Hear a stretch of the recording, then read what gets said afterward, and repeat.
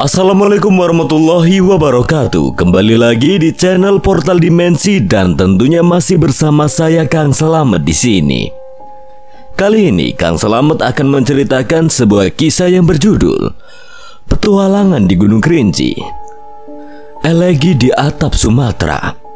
Cerita ini ditulis oleh Dika, dan sebelum kita masuk ke ceritanya, buat kalian yang belum subscribe channel ini, tekan tombol subscribe-nya terlebih dahulu dan tekan tombol notifikasinya agar kalian tidak ketinggalan cerita terbaru dari Portal Dimensi. Nggak usah berlama-lama lagi, langsung saja kita masuk ceritanya. Petualangan di Gunung Kerinci.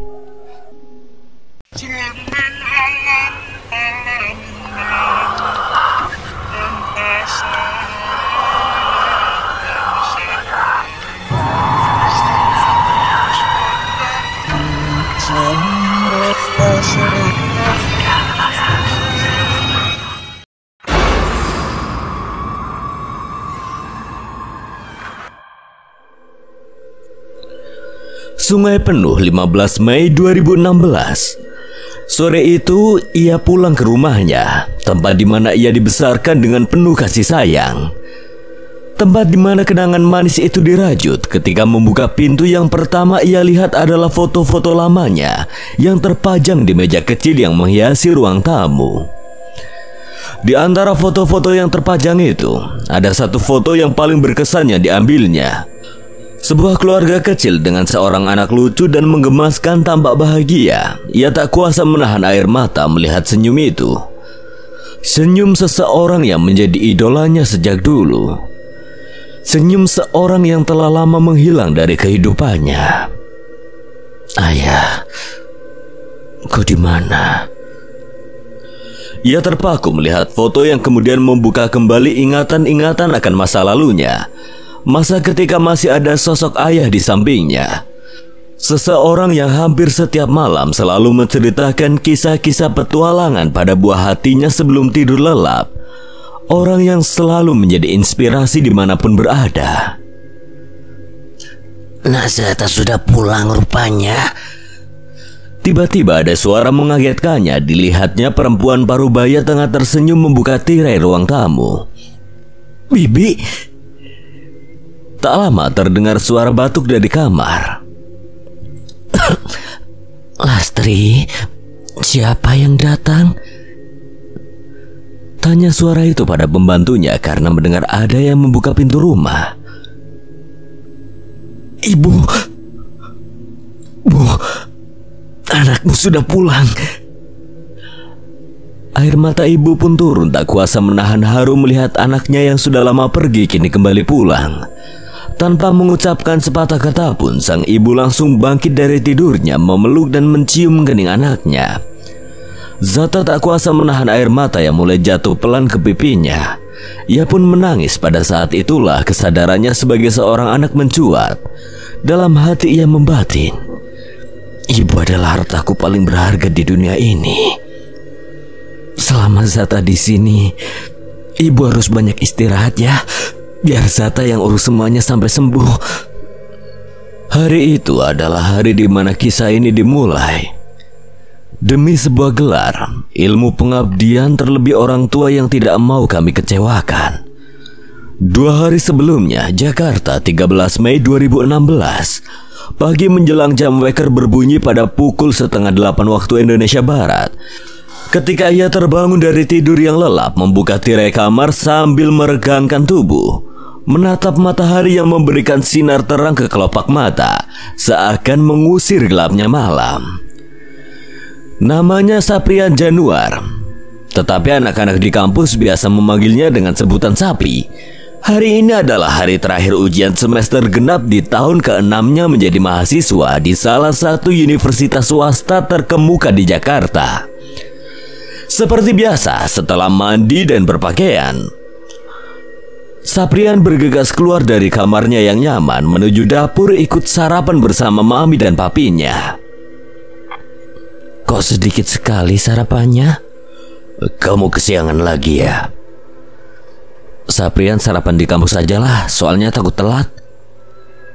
Tak lama kemudian suara klakson mobil terdengar dari luar pagar. Itu jelas mobil Anjar, sahabat Saprian yang akrab dipanggil Anjing. Nyaris tiap hari ia datang menjemput di 2 semester akhir ini karena mereka sama-sama merasa jadi angkatan veteran di kampus. Terlebih keduanya mengambil jurusan yang sama, yaitu hukum. Saprian dan maminya keluar. "Pagi tante, makin cantik aja nih." Pagi juga Anjar. Terima kasih ya udah mau jemput Saprian tiap pagi. Mungkin kalau nggak ada kamu Saprian masih malas-malasan kuliahnya. Udah Mi, jangan ngomong gitu. Lagian Saprian kan udah janji bakal fokus ngerjain skripsi. Pokoknya mami percaya aja lah. Akhir tahun ini Saprian wisuda. Amin. Iya, mami percaya. Hati-hati di jalan ya. Jangan lupa sarapan di kampus. Uang jajan mingguannya masih cukup kan? Tenang aja Mi, kan si Anjing hari ini ulang tahun. Enak aja lo pikir gue ulang tahun tiap hari apa? Mereka pun melaju melewati padatnya jalan raya Jakarta menuju kampus tercinta. Demi sebuah gelar ilmu pengabdian, terlebih orang tua yang tidak mau kami kecewakan. Setibanya di kampus, ada seorang perempuan yang sudah duduk menunggu di dekat parkiran seperti biasa. Perempuan yang setia menemani Saprian sampai saat ini. Perempuan yang mestinya sudah bisa wisuda 6 bulan yang lalu, tapi sengaja menundanya demi bisa wisuda bersama kekasihnya. Perempuan yang Saprian cintai sejak pertama masuk ke kampus ini ialah Quinta, kekasih Saprian dari semester 1 yang biasa dipanggil Tuan Putri. Anjar dan Saprian menghampirinya. Tumben datang lebih pagi. Ya nggak apa aja, cuma kebetulan. Ke kantin dulu yuk. Kayaknya masih ada setengah jam lagi buat sarapan. Mereka pun memasuki kantin, lantas memilih tempat favorit mereka di pojok kiri paling ujung. Tukang bakso langganan mereka pun mendekat. Mau pesan bakso daging sapi kayak biasanya ya? Ya iyalah, si sapi kan kanibal. Anjar terbahak mengejek sahabatnya. Si tukang bakso ikut tertawa mendengar ejekan itu. Tak lama kemudian masuklah seorang lelaki dengan kemeja putih, berdasi dan celana dasar hitam. Penampilannya mirip kasir magang. Dia adalah Arman, seorang dosen muda yang mengisi mata kuliah di kelas Saprian dan Anjar. Lelaki itu duduk di dekat mereka lalu bertanya, "Sudah belajar?" "Belum." "Udah ketebak. Oh ya, kalian udah berapa kali ngulang mata kuliah pengantar ilmu hukum?" 4. "Bagus. Aku dulu malah 5. Kalau aja kami nggak pernah dapat nilai deh, mungkin nggak akan ngulang lagi." "Tenang aja, kali ini Pak Mohan mempercayakan aku untuk mengisi nilai kalian. Beliau nggak mau jadi dosen killer lagi di tahun terakhirnya ngajar di kampus ini. Pak Mohan itu udah dapat teguran dari dekan. Namanya pernah dibawa-bawa dalam rapat senat." "Baguslah kalau begitu, Pak." "Oh ya, katanya Pak Arman juga suka traveling ya? Kemana aja Pak?" "Banyak. Ke pantai, ke gunung, bahkan diving di dasar laut juga pernah. Emangnya kenapa? Kalian mau liburan habis semesteran ini?" "Iya sih Pak, rencananya kami mau ngambil liburan terakhir sebelum fokus menyelesaikan skripsi. Tapi masih bingung mau kemana." "Hobi kalian sendiri apa?" "Ya biasanya sih kami suka naik gunung, walau bukan anak mapalah. Tapi udah bosen juga kalau naik gunung di Pulau Jawa. Pengen cari sesuatu yang baru sih. Kalian makan dulu aja, nanti kita lanjut." "Pak De, aku pesen 2 ya, antar ke ruang dosen." "Buat siapa Pak?" "Buat staf kampus, mereka tadi nitip buat makan sehabis ngawas ujian." "Oh, tumben. Biasanya Pak Arman kesini kalau nggak makan sendiri ya. Mesenin buat si dosen killer itu." "Ya enggak lah, Pak Mohan nggak jadi pengawas hari ini. Beliau mau cuci darah katanya.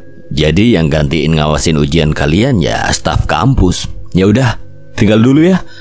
Nanti masuknya jangan telat. Nggak enak sama mahasiswa yang lain."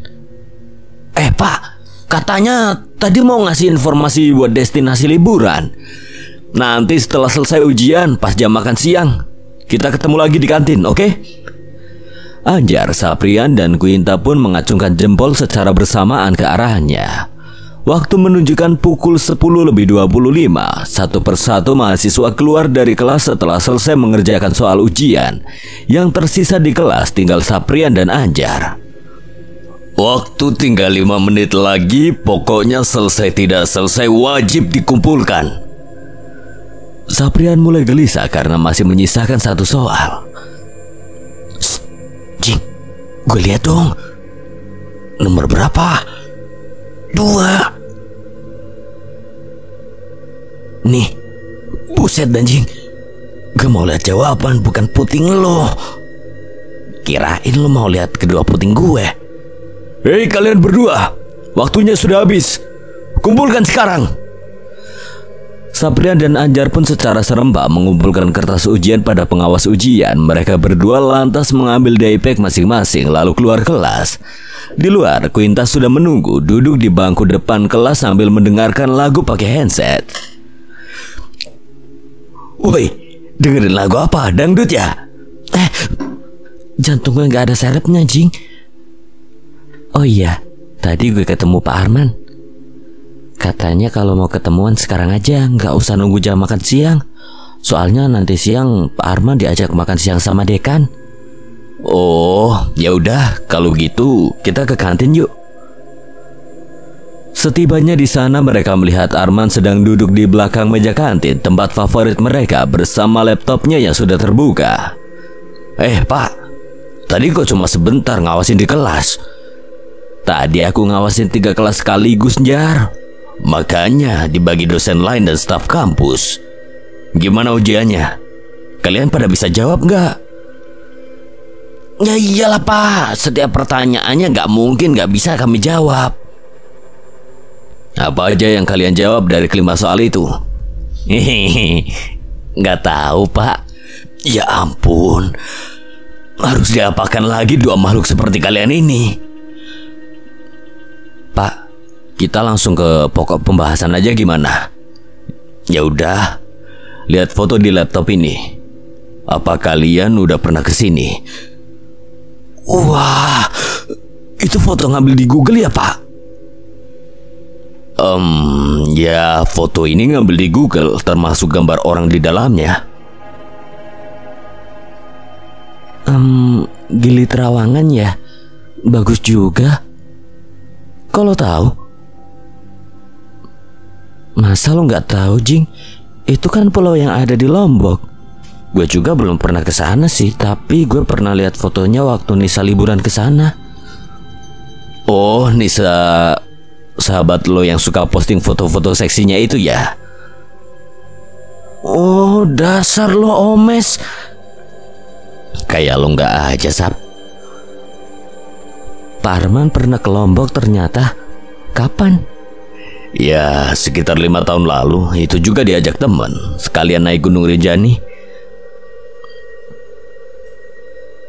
Pak Arman, waktu ke Lombok, main ke tempat mesumnya gak? Kamu ini bisa gak kasih pertanyaan yang lebih berbobot? Untung yang kamu tanya aku. Coba kalau tanya kayak gitu ke Pak Mohan, bisa ditelanjangi nilai kamu. Ya elah Pak, kalau si Pak Tua itu yang gue tanya bukan tempat mesum, melainkan tempat pengajian. Lagian gue kan kenal sama Pak Arman udah lama, sejak semester 1. Waktu itu Pak Arman 4 tingkat lebih tua dari kami. Pak Arman masih inget kan di mana pertama kali kita ketemu? Di mana? Di toilet. Waktu itu kita nonton bokep bareng. Akhirnya Pak Arman ngajak tukeran film. Masih inget kan? Tenang aja Pak, cewek ini udah tahu banyak tentang kenakalan lelaki. Maklumlah didikan si sapi. Oh ya, kalian gak pesen minum? Enggak Pak, kita lagi gak mau nambahin utang. Yang punya banyak utang di kantin ini cuma lo ya Jing. Udah kayak negara aja punya banyak utang. Sebenarnya maksud aku nunjukin foto-foto Pantai Gili Trawangan ini biar kalian berubah pikiran dan membatalkan naik gunung. Biar kalian gak kecanduan hobi naik gunung. Karena yang namanya hobi itu pilihannya cuma dua. Pertama, bikin kita jadi seseorang yang ahli, yang kemudian bisa mendapatkan uang dari hobi tersebut. Atau kedua, bikin kita jadi orang yang idealis. Asal kalian tahu ya, jarang loh orang idealis hidupnya kaya. Ya paling-paling kehidupannya sebatas berkecukupan. Makanya waktu itu aku vakum naik gunung karena gak mau jadi orang idealis. Ya Pak, kami paham kok. Kali ini kami mau naik gunung untuk yang terakhir kalinya. Sebelum kami masuk ke dunia kerja setelah wisuda nanti. Kami juga mau fokus cari pekerjaan yang bisa menjamin masa tua nanti. Bagus, hidupmu tanggung jawabmu. Emangnya kalian setelah lulus mau ngelamar di mana? PNS? BUMN? Ya lihat nanti lah Pak. Ya mana aja boleh sih, tergantung diterimanya di mana. Oke, bener kalian gak mau pesan minum atau makan? Mumpung aku lagi ada rezeki loh. Enggak Pak, makasih lah. Abis ini kita mau cepat pulang kok. Gak enak lama-lama di kampus suka diliatin sama adik tingkat. Ya udah kalau gitu, ingat saran aku, kalau kalian ingin naik gunung, bagusnya ke Gunung Rinjani yang ada di Lombok. Karena kalau pergi liburan ke sana, yang akan kalian dapatkan bukan cuma gunung, tapi pantai-pantai yang indah juga. Tapi Pak, kami kan belum tahu berapa biayanya ke sana. Terus kami belum dapat kenalan orang asli sana yang mau nemenin kami ke puncaknya nanti. Kecuali kalau kami anak Mapala, mungkin akses kami ke sana bisa lebih mudah. Soalnya kalau sok kenal, gak enak minta tolong antar ke puncaknya. Apalagi Jawa sama Lombok itu beda Pak. Ntar bisa kesasar lagi. Ya kalian kan punya mulut, bisa tanya. Perjalanan itu bukan cuma soal uangnya, tapi juga soal mental. Berani gak datang ke tempat baru kemudian melakukan pendekatan sosial sama masyarakat di sana? Untuk meninggalkan kesan yang baik, biar kedatangan kita berikutnya ditunggu lagi. Itu gak ada pelajarannya di buku, cuma ada di praktek lapangan. Ya intinya kita harus ngambil hati tuan rumah kita bertamu, biar kita diperlakukan dengan baik. Bener kan Pak? Tepat sekali. Jadi Pak Arman punya kenalan orang sana nggak yang bisa bantu kami nyari tempat tinggal, termasuk leader buat ke puncak Rinjani? Enggak. Soalnya terakhir kali aku ke sana sekitar 5 tahun lalu. Itu pun sama sahabat waktu kecil, namanya Igun. Dia tinggal di kota Sungai Penuh, kaki Gunung Kerinci. Dia ngajak 2 temennya, kakak beradik, Jansen dan Jansen. Mereka bertiga berangkat secara estafet untuk menghemat biaya, otomatis lewat Jakarta. Jadi waktu itu aku ngajak Ardi, teman sekampus. Kami berdua nunggu di Jakarta. Kami bikin janji ketemu di stasiun Senen untuk berangkat ke Malang. Kemudian melanjutkan perjalanan ke Lombok dengan bis dan kapal. Itu sih rencananya. Tapi faktanya berkata lain. Saat hari keberangkatan, aku sama Ardi nunggu hampir 1 jam lebih di stasiun. Malah waktu kereta udah mau berangkat, hanya Igun yang nongol. Ternyata Jansen dan Jason waktu sampai di Lampung mesti balik lagi ke Sungai Penuh. Mereka dapat kabar bahwa ayahnya yang kerja sebagai sopir mobil travel meninggal akibat kecelakaan. Jadi hanya Igun yang datang ke stasiun Senen. Igun gak mau ngecewain kami yang udah nunggu dan beli tiket. Itu pun atas permintaan Jansen dan Jansen. Yang bikin kami terkejut, Igun ngasih tahu soal itu saat kami ketemu di stasiun Senen. Dia tahu kalau ngasih tahu lewat telepon kami bakal membatalkan perjalanan karena merasa gak enak. Igun bilang, kata Jansen dan Jason, aku harus tetap melanjutkan perjalanan demi kalian berdua.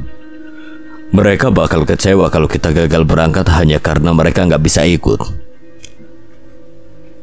Sorry kalau ngasih tahu ini dadakan, tapi ini memang keinginan mereka berdua.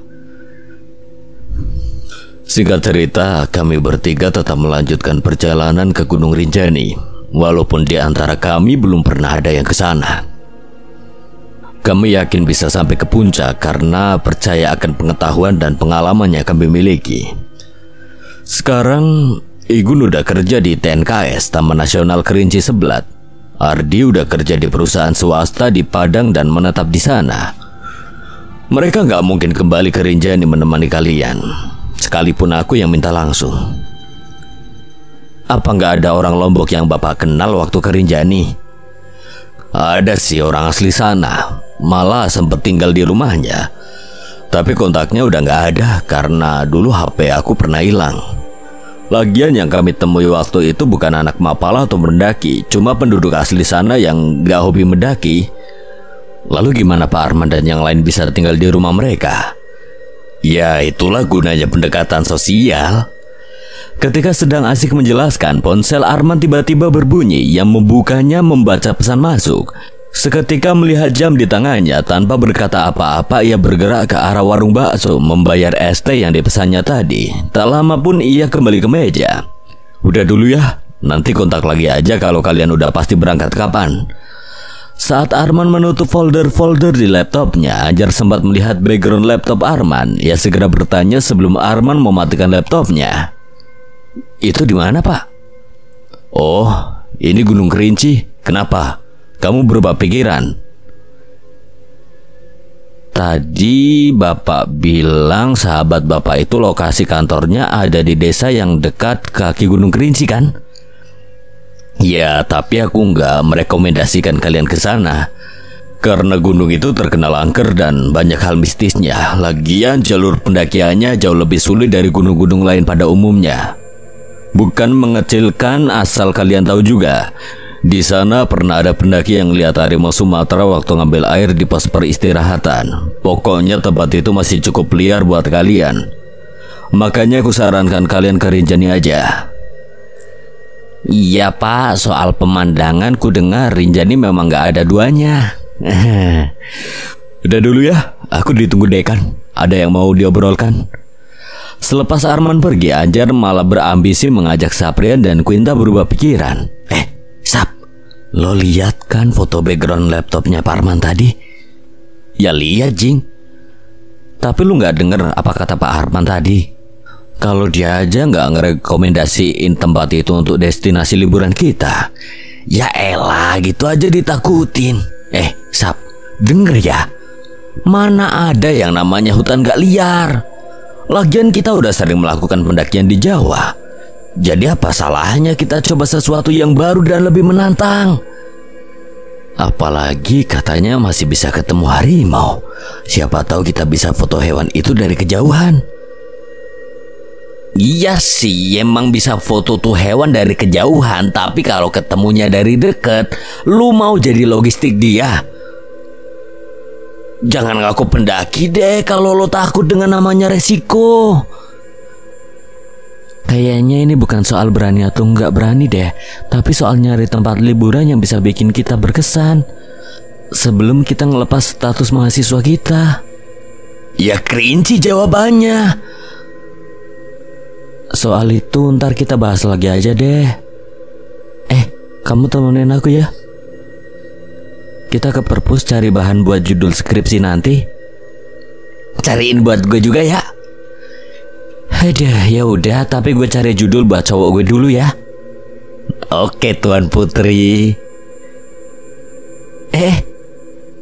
Tuan Putri itu panggilan gue ya, Jing. Bodoh. Mereka bertiga akhirnya keluar dari kantin lantas menaiki mobil Anjar untuk pergi ke perpustakaan kampus. Siang menjelang, mobil Anjar sudah diparkir di depan gedung perpustakaan. Di dalam mobil, Anjar dan Saprian menunggu Quinta mencarikan buku-buku di perpustakaan. Jing, kayaknya kita harus mempercepat keberangkatan kita deh. Soalnya gue denger Quinta pernah bilang kalau minggu depan mau berangkat sama orang tuanya. Diajak ikut ke Tanah Suci. Bagus tuh, mumpung gue masih dikasih jatah liburan sekali lagi sama nyokap. Sayang kan kalau nggak dimanfaatin. Iya sih Jing, tapi lo tahu sendiri kan orang tuanya Quinta gimana? Mereka tuh nggak bakal ngizinin anaknya berangkat sama gue setelah tahu gue sama anaknya beda keyakinan. Lo harus perjuangkan cinta lo sama Quinta, Sap. Lo jangan ngeraguin cinta gue sama Quinta ya Jing. Kalau tahu caranya, gue bener-bener akan memperjuangkan cinta gue sampai titik darah penghabisan. Tapi masalahnya gue masih bingung apa yang harus gue lakuin buat memiliki Quinta sepenuhnya. Kalau lo emang bener mau serius sama Quinta, pilihannya cuma satu. Apa? Kalian harus satu keyakinan. Enggak. Itu bukan jalan terbaik. Orang tua gue gak bakal setuju kalau anaknya pindah keyakinan. Ya kalau lo gak mau berarti Quinta yang harus pindah. Gampang kan? Gila lu ya. Lo pikir Quinta mau gue paksa pindah keyakinan? Tuh anak bisa lari. Makanya lo cari tempat yang bikin dia gak lari. Sabrian dan Anjar terdiam sejenak. Mata mereka pun saling melirik satu sama lain. Sampai kemudian muncul sebuah ide gila. Ide yang mengerikan. Ide yang tidak pernah terpikir oleh pendaki manapun. Setidaknya pikir mereka berdua saat itu. Gunung! Sabrian dan Anjar sontak berteriak serempak. Tak lama kemudian yang dibicarakan pun datang membawa buku-buku yang baru saja dipinjam dari perpustakaan. Dari dalam mobil, Sabrian dan Anjar melihat Quinta mendekat. Tuan Putri lo udah makin deket tuh. Kita lanjutin pembicaraan ini nanti aja, Sap. Setuju, Jing. Akhirnya mereka sepakat mengantar Quinta ke halte seperti biasanya. Sejak dulu orang tua Quinta tidak pernah setuju kalau anaknya berpacaran dengan orang yang beda keyakinan. Sejak saat itulah penderitaan batin Sabrian dimulai. Bahkan Quinta berbohong. Ia mengaku pada orang tuanya kalau ia sudah putus dengan Sabrian. Kalian habis ini mau kemana? Boker. Gue nanya serius, Jing. Ya lagian lo tau lah rute gue biasanya gimana. Habis ngantar Tuan Putri ke halte, gue akan langsung memulangkan sapi ini ke kandangnya. Anjing yang baik. Jakarta 14 Mei 2016. Malam datang. Suara bising kendaraannya melintas di depan perkotaan menambah gemuruh kehidupan kota yang tidak pernah tidur. Matahari yang sudah pulang digantikan bulan yang ditemani ratusan bintang menerangi ibu kota di malam hari. Di sebuah kafe, Anjar dan Sabrian datang lebih dulu menunggu kehadiran Quinta. Tuh anak lama banget ya, udah hampir 1 jam nunggu nih. Lo yakin Sab Tuan Putri lo bakal datang? Dia kan gak mungkin dapat izin dari orang tuanya kalau tahu malam ini mau ketemu kita. Mana mau ngomong soal liburan lagi. Santai, Jing. Quinta udah gue suruh bohong sama orang tuanya. Emangnya Quinta lu suruh ngomong gimana? Gue suruh minta izin ke rumah dosen. Sewaktu mereka asik ngobrol, tiba-tiba ada seorang pelayan berwajah ramah datang menghampiri meja mereka. Permisi, maaf mas, cuma mau tanya jadi pesen makanan. Ya, dan ini untuk ketiga kalinya Mbak menanyakan hal yang sama. Ya, gue pesen kopi aja ya Mbak, yang kental. Kalau si mas? Enggak, gue nggak pesen kopi kental. Kopi kentalnya ntar aja kalau gue udah nikah. Maksud lo, Jing? Ya kopi gue harus kental lah, kalau cair nggak bisa punya anak ntar gue. Mulut lo goblok ya. Akhirnya Tuan Putri yang ditunggu pun datang. Ia turun dari taksi lantas berlari kecil memasuki kafe. Maaf ya telat. Gue baru baca pesannya sejam lalu jadi telat deh. Maaf, Mbak mau pesan sekalian? Masih di sini loh. Kirain udah cuci piring. Nggak boleh ngomong gitu, Jing. 2 ya, tapi yang gue nggak pakai racun. Anjing. Ya siapa tahu dia tersinggung terus kepikiran buat ngeracunin gue. Bisa aja kan. Udah Mbak, kayaknya itu cukup. Yakin gak mau pesen makanan? Memangnya kalau kita pesen makanan situ yang mau bayarin? Dengan senyum pelayan itu mencatat pesanan lalu pergi beranjak ke dapur. Sesekali pelayan itu menoleh ke belakang melihat Anjar. Merasa diperhatikan, Anjar malah mengedipkan matanya satu kali pada pelayan itu. Ting! Si pelayan yang merasa jijik melihat tingkah Anjar langsung bergegas ke dapur. Oke, langsung aja. Kemarin malam lu udah dapat SMS dari si Sapi kan soal tanggal keberangkatan kita? Iya sih, tapi soal kemananya katanya dibahas di kafe aja. Tapi apa nggak buru-buru kalau berangkat lusa? Soalnya gue masih bingung mau bikin alasan apa ke papa sama mama. Peralatan mendaki gue kan udah lengkap, cukuplah untuk bawa 3 orang. Jadi nggak masalah dong kalau berangkat dadakan. Lagian kalau soal alasan, itu udah kita pikirin sebelumnya. Masalahnya, lo ada uang kan buat keberangkatan ntar lusa? Kalau uang sih nggak masalah buat gue. Tapi buat lo, Jing?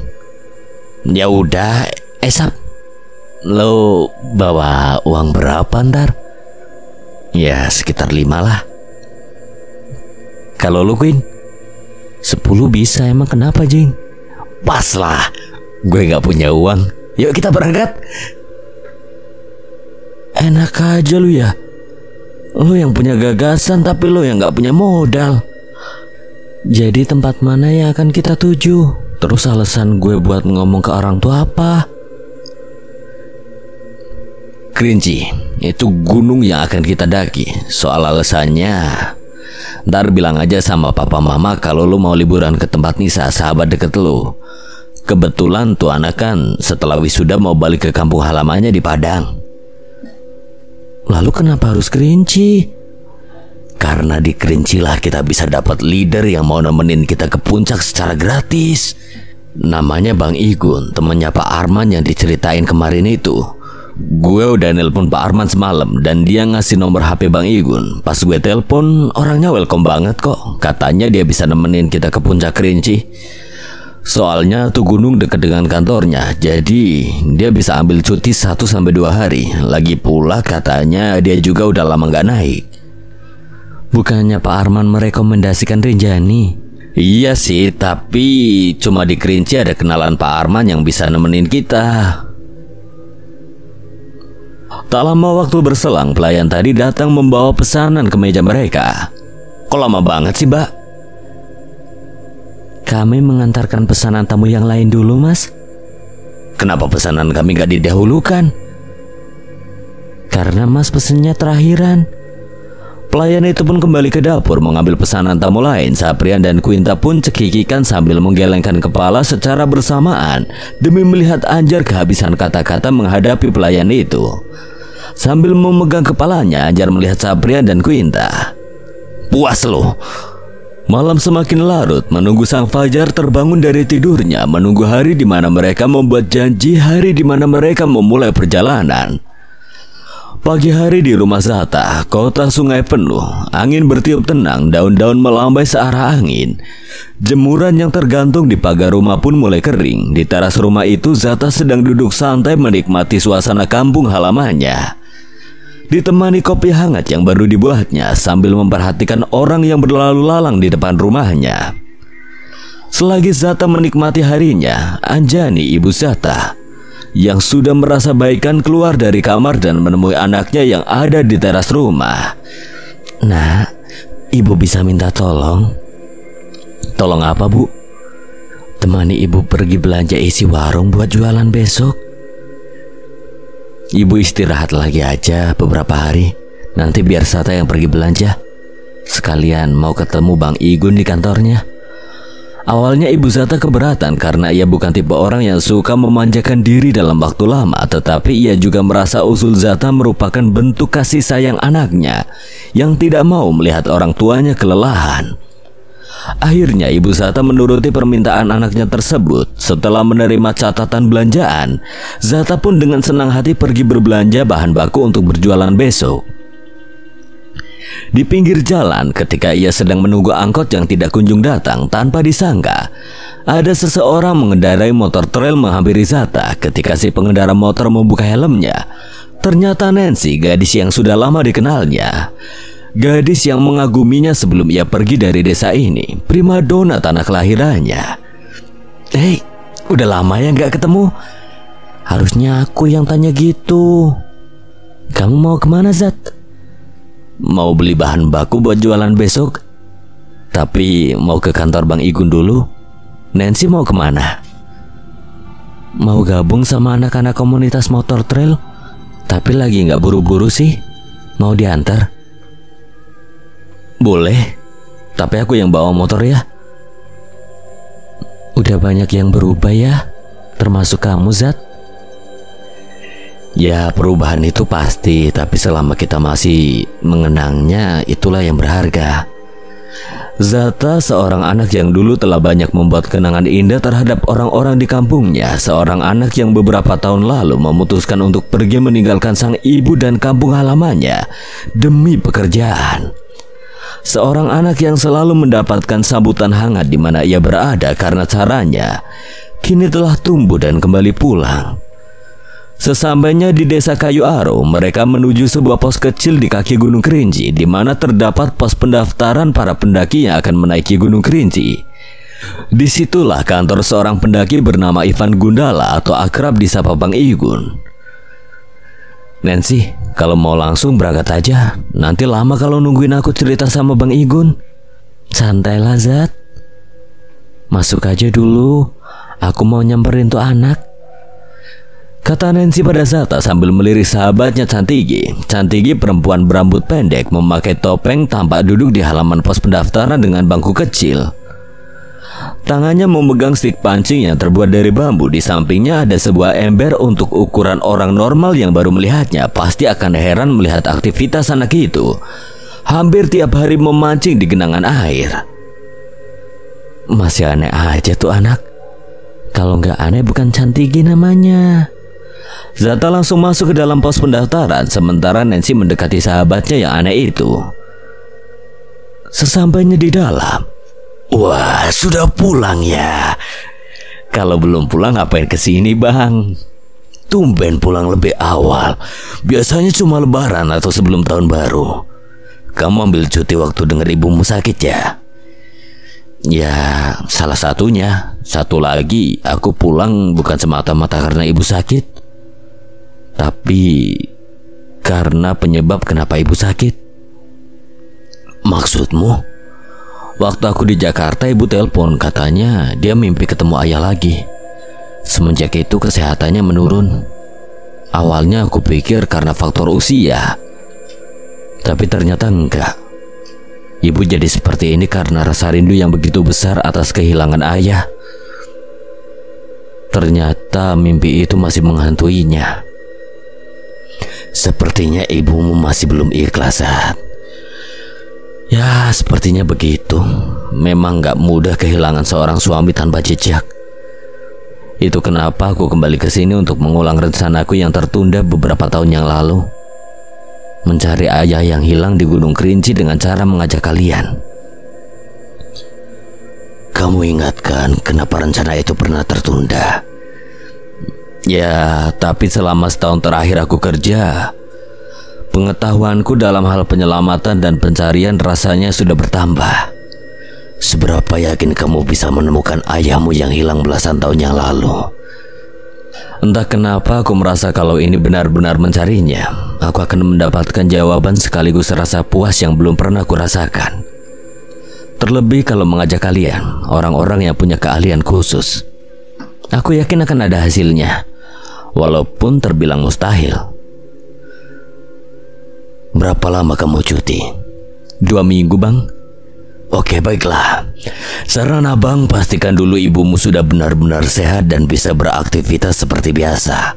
Lagi pula besok abang harus nemenin tamu dari Jakarta. Titipan sahabat lama, setelah itu kita atur waktunya lagi. Terima kasih, Bang. Aku pulang dulu, mau belanja buat isi warung besok. Ya, sama-sama. Oh ya, kamu kesini naik apa? Diantar Nancy, tapi dia lagi di depan sama Cantigi. Coba cek dulu di depan, kalau Nancy sudah pergi nanti biar abang yang antar. Makasih, Bang. Zata langsung keluar pos mencari Nancy. Ketika sudah di depan, ia melihat motor trail Nancy sudah tidak ada. Lalu Zata mendekati Cantigi sambil membungkukkan badannya. Ia bertanya, Chan, udah lama ya nggak ketemu? Tapi Cantigi tidak merespon pertanyaan Zata. Matanya tetap fokus melihat genangan air yang ada di depannya. Oh ya, lihat Nancy nggak? Udah pergi kayaknya ya. Siapa? Nancy di mana? Siapa? Nancy. Apa? Panci. Jakarta, 16 Mei 2016. Hari ini adalah hari keberangkatan, hari di mana mereka bertiga menepati janji satu sama lain untuk melakukan perjalanan yang tidak pernah mereka bayangkan sebelumnya. Sekalipun mereka pernah mendaki gunung, tapi anak-anak muda ini tidak tahu kalau setiap perjalanan memiliki tujuan. Beda tujuan, beda pula hasilnya. Pukul 8:30, Quinta duduk di bangku bandara sambil mendengarkan lagu dengan handset. Ia menunggu Anjar dan Saprian yang tidak kunjung datang. Tak lama kemudian, tiba-tiba berhenti sebuah taksi tepat di depannya. Seseorang di taksi itu membuka kaca jendela belakang. Pagi cantik, harganya berapa? Lo pikir gue perek apa? BTW, kalian dari mana sih? Gue nunggu udah hampir 1 jam nih. Biasa si anjing kesiangan. Untungnya gue punya inisiatif pakai taksi buat jemput ke rumahnya. Oh iya, udah makan belum? Nggak kebalik. Harusnya aku yang nanya gitu. Sap, gue bukan kesiangan ya, tapi lo nya aja yang kepagian. Gue lagi mimpi indah semalam, tahu-tahu pas bangun udah ada sapi di kamar. Ya udah, yang penting kita nggak telat. Sekarang kita kudu check in. Jing, lo udah bawa tiketnya kan? Nih, udah gue pesen dari kemarin. Tenang aja. Papa sama mama telepon Nisa nggak? Ya nelpon lah. Tapi aman, gue udah ngelobisin Nisa. Jadi nggak ketahuan bohongnya. Terus kata Nisa kebetulan dia juga mau liburan dan berangkat hari ini. Jadi nggak bisa jemput kita di bandara. Pas gue tanya mau kemana, Nisa malah jawab rahasia. Ya udah, kita kan emang nggak minta dijemput Nisa. Si anjing udah telepon Bang Igun. Katanya ada temennya Bang Igun yang mau jemput kita pas udah sampai di Padang. Namanya Jensen. Ciri-ciri orangnya kayak gimana? Ya 1 jam lalu Bang Igun kabarin gue. Katanya kalau udah sampai di bandara cari orang dengan penampilan nyentrik dan mencolok. Itu pasti Jensen. Kok Bang Igun ngasih ciri-ciri yang gak spesifik gitu sih? Justru itu udah sangat spesifik menurut gue. Apalagi di bandara. Emang lu sering lihat orang berpenampilan nyentrik di bandara? Ya belum sih Jing. Tapi perasaan gue gak enak deh kalau ketemu orang aneh kayak gitu. Justru orang seperti itulah yang membuat perjalanan kita semakin menarik.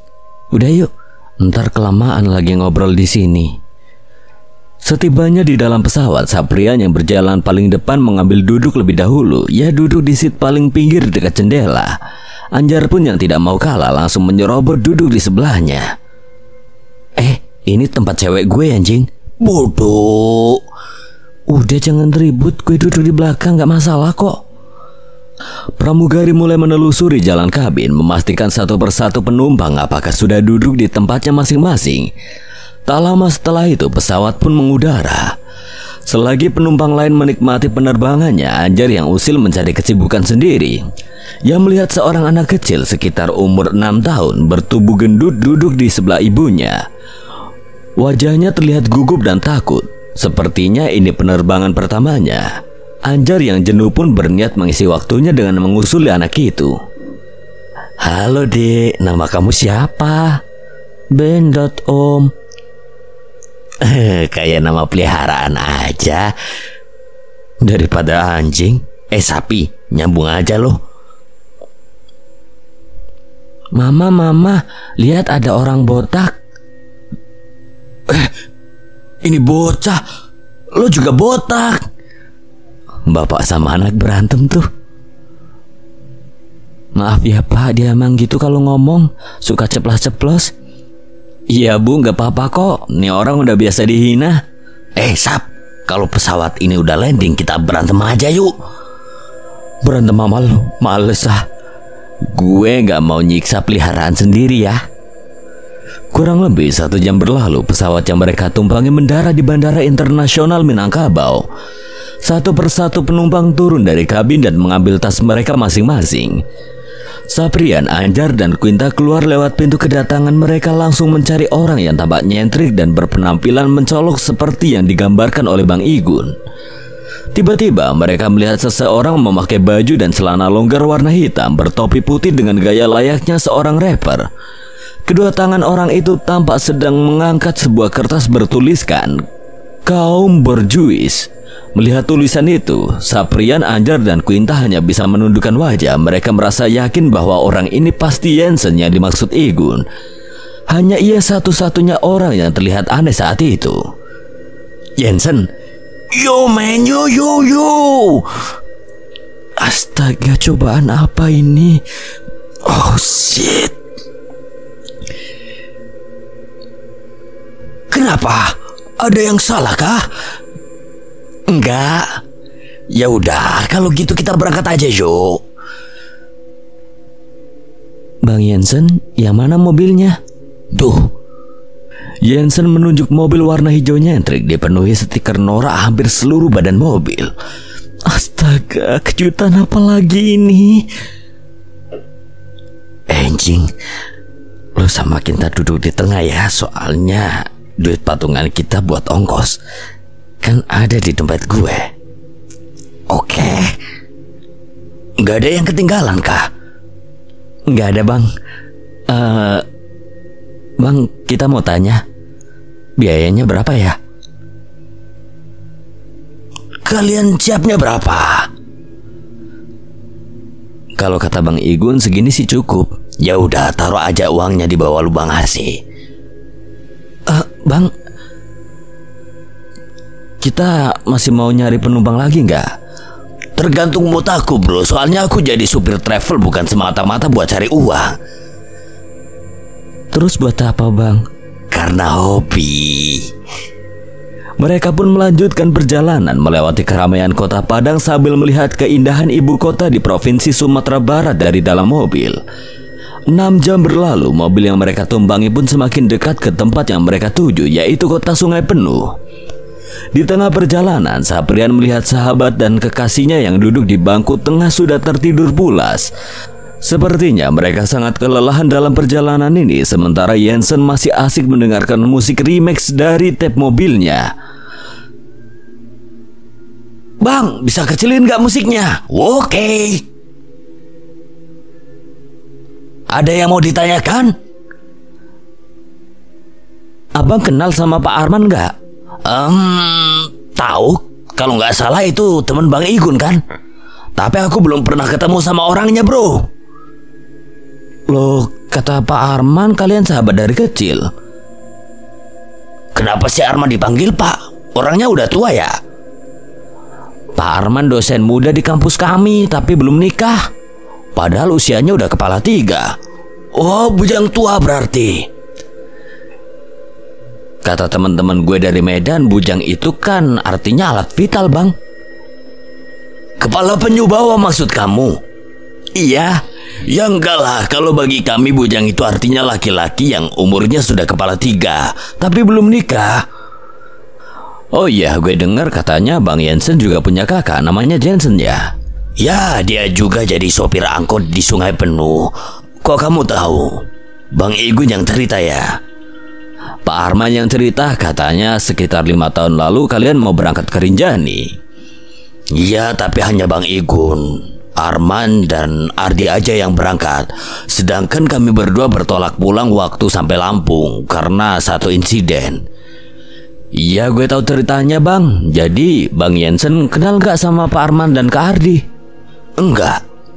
Terus kenapa Bang Igun kenal sama Pak Arman dan Mbak Ardi? Oh, soal itu Bang Igun juga pernah cerita. Katanya keluarga Bang Igun pindah dari Padang ke Sungai Penuh waktu dia masuk SMP.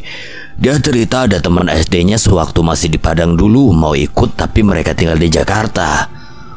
Oh gitu, pantesan. Oh ya, kakak Bang Jensen seumuran sama Abang Igun. Enggak, Bang Igun jauh lebih tua dari my brother 3 tahun. Bang, itu ada lubang besar di depan kita. Hajar! Tanpa menghindari lubang, Jensen malah tancap gas lebih cepat dan Anjar juga kinta terbangun dari tidurnya.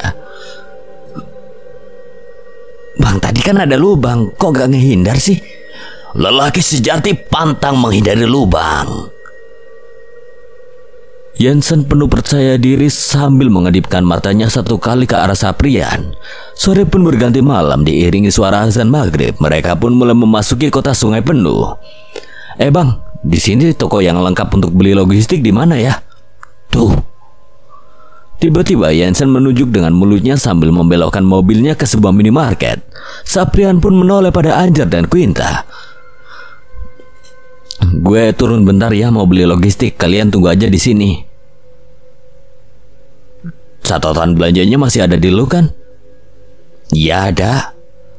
Saprian pun turun dari mobil lalu masuk ke minimarket tanpa menunggu komando. Ia langsung bergegas mengambil makanan dan minuman yang sudah dicatatnya.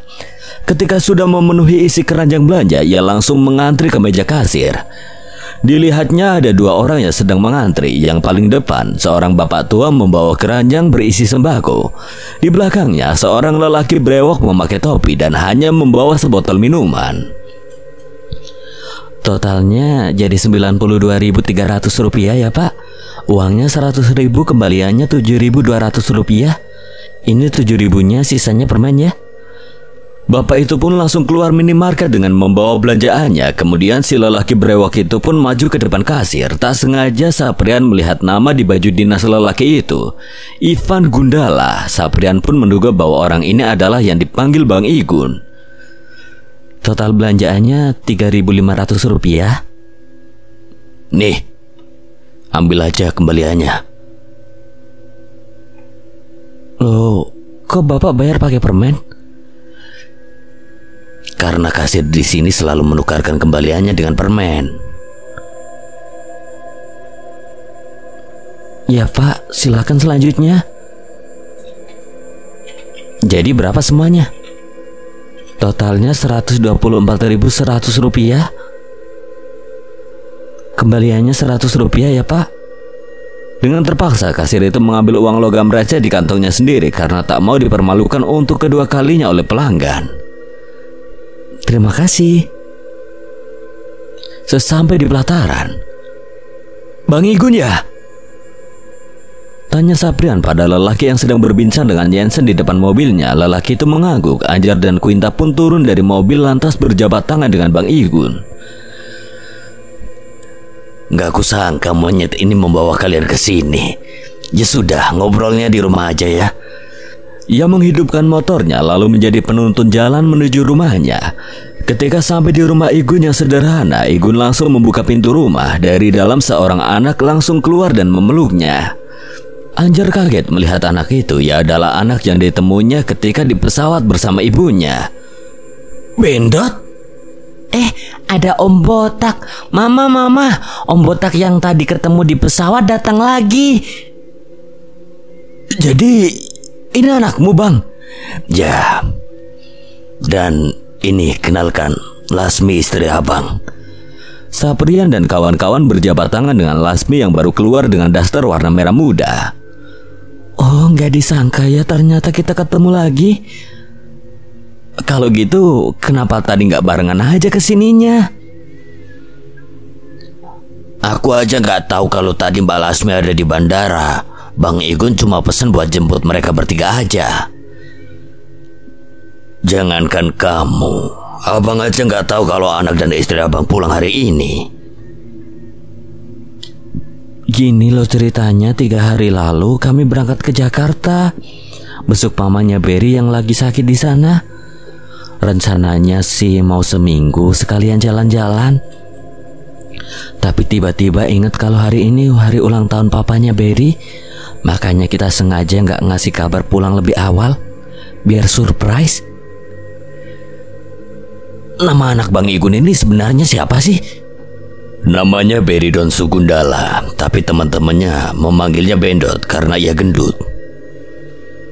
Oh gitu. Wow, jadi kue yang di depan TV boleh dimakan dong? Boleh, tapi papanya Berry dulu yang potong. Beli kue di mana? Di toko dekat sini, Pak. Kemarin Mama udah pesen lewat telepon. Bagus kan bentuknya? Iya, Ma.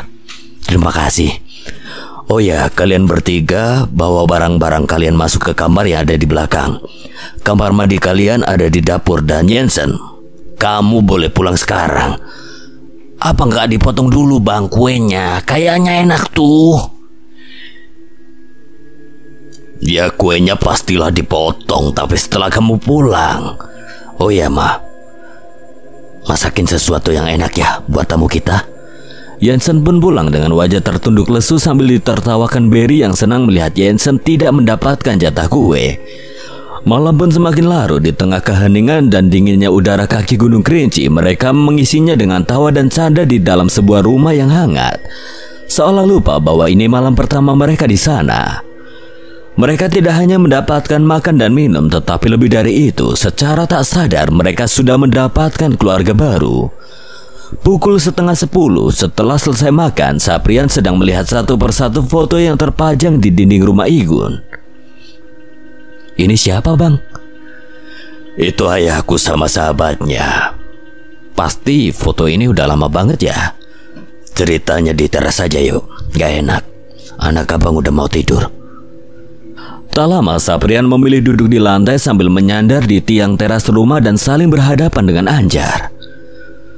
Oh ya bang, besok yang jemput kita siapa? Sudah abang telepon. Besok pagi sekitar pukul 8 Jensen yang akan menjemput kalian dari sini. Abang gak bisa antar. Besok jam 7 pagi abang harus mencarikan sekolah untuk Berry. Soalnya tahun ini umurnya udah pas untuk masuk sekolah. Tapi setelah itu abang akan langsung menunggu kalian di pos pendaftaran. Makasih banyak bang udah ngatur semuanya. Mungkin kalau nggak ada abang pasti semuanya nggak mudah. Oh, itu udah tugas abang untuk mengatasi tiap kendala pendaki yang mau mendaki ke Gunung Kerinci. Kalau gue sih bang udah sering mendaki gunung di Jawa, tapi belum ketemu tuh pendaki yang benar-benar bisa jadi panutan. Mendaki itu untuk membuat kita jadi diri sendiri, bukan meniru orang lain. Lalu Bang Igun terinspirasi naik gunung dari mana? Udah jadi hobi keluarga turun-temurun. Oh iya, kalau boleh tahu, prestasi paling tinggi abang selama menggeluti bidang gunung dan hutan apa bang? Prestasi? Nggak ada, hanya mendaki seperti orang pada umumnya. Abang pernah mendaki Gunung Karstens nggak? Enggak. Kalau kenalan Bang Igun, ada nggak yang pernah mendaki di sana? Kenapa? Kamu pengen pergi ke sana? Soalnya bagi seorang pendaki di Indonesia, Karstens adalah pencapaian tertinggi bang, katanya. Tapi menurut abang itu bukan sesuatu yang harus dibanggakan. Hanya sebatas kepuasan ego pribadi saja. Iya sih bang, tapi ya nggak sedikit abang bertemu pendaki yang pernah mendaki gunung-gunung tinggi secara nggak sadar jadi sombong. Ketika turun ingin memberitahu semua orang bahwa ia pernah ke sana. Padahal nggak ditanya, hanya untuk dianggap berpengalaman dalam hobinya dan membuat lawan bicara menjadi iri. Apa menurutmu itu cara orang berpengalaman? Benar juga kata Bang Igun Jing. Lagi pula kita kan udah janji pada diri kita sendiri kalau ini yang terakhir. Setelah wisuda kita akan mau langsung ngelamar kerja. Yang nggak mau naik gunung lagi itu lo Sah, bukan gue. Lo pikir kalau udah kerja nggak bisa ngambil cuti apa buat naik gunung? Ya kalau soal itu sih hak kamu ya. Oh iya bang, kalau boleh tahu ayah Bang Igun ada di mana sekarang? Beliau udah berpulang 3 tahun lalu. Maaf bang, aku nggak tahu. Gak apa-apa, lagi pula kita semua pasti akan kembali ke sana. Kalau sahabat ayah Bang Igun yang ada di foto itu, apa udah berpulang juga? Oh, lelaki yang ada di foto itu adalah sahabat seperjuangan ayah abang. Namanya Rizal Montana. Foto itu diambil sewaktu mereka melakukan pendakian terakhir. Pendakian terakhir? Maksudnya? Sebenarnya berat buat abang untuk cerita hal ini, karena kejadian itu sudah sangat lama. Cerita aja bang, gak apa-apa kok. Kita siap jadi pendengar setia. Ya udah baiklah. Dulu belasan tahun lalu abang masuk kelas 1 SMP. Kami sekeluarga pindah dari Padang ke Sungai Penuh. Karena orang tua abang ingin kembali dan menetap di kampung halamannya. Terlebih kami mendapatkan rumah baru dengan harga murah, karena sebelumnya kami sekeluarganya bisa ngontrak di Padang. Singkat cerita, ayah pun punya sahabat dari kecil yang sama-sama asli orang Sungai Penuh. Namanya Rizal Montana. Ia punya hobi yang sama seperti ayah, yaitu mendaki. Beberapa tahun berselang saat melakukan pendakian bersama ayah, Rizal berkenalan dengan seorang perempuan, Anjadi namanya. 2 tahun kemudian Rizal pun menikahi perempuan itu dan memiliki seorang anak. Sekitar 5 tahun berselang, tepatnya tahun 2000, tiba-tiba satu hari Rizal datang ke rumah ayah. Ia berkata sedang bertengkar hebat dengan istrinya. Mendengar itu, ayah pun mengajaknya mendaki Gunung Kerinci untuk menenangkan pikiran sahabatnya itu. Rizal tidak menolak tawaran itu sampai tiba musibah itu datang.